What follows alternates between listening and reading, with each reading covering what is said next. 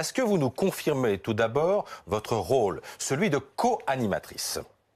Alors, ce qui se passe, c'est qu'il va y avoir une émission. Donc, la partie animation du show, elle reste la prérogative de Cyril Hanouna, qui est l'animateur de cette émission.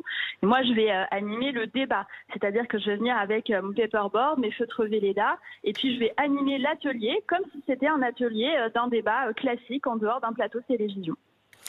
Est-ce que vous comprenez que cela puisse choquer, qu'on se dise, est-ce qu'on pose la question de savoir si vous pouvez être à la fois juge et partie?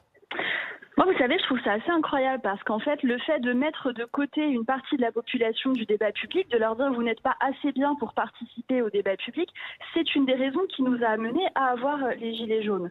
Donc je crois que c'est au contraire une bonne initiative que d'aller s'adresser à 700 000 personnes qui regardent l'émission de Cyril Hanouna et qui peut-être n'auraient pas su comment participer au grand débat national, et puis de transformer ces plaintes en solutions. Mais vous savez, vous le disiez tout à l'heure, Twitter s'est indigné, mais Twitter s'indigne et s'enflamme extrêmement facilement. C'est un genre de réflexe de Pavlov dès lors qu'on sort des codes de la politique traditionnelle. J'ai l'habitude, c'était la même chose quand j'ai joué les monologues du vagin ou quand j'ai délocalisé mon cabinet à Trappes. Il y a un a priori d'indignation et puis finalement, on réalise que faire de la politique en dehors des codes, c'est aussi une manière de ramener des gens vers le débat public. Mais est-ce que les ministres ne devaient pas rester en retrait de ce grand débat national ?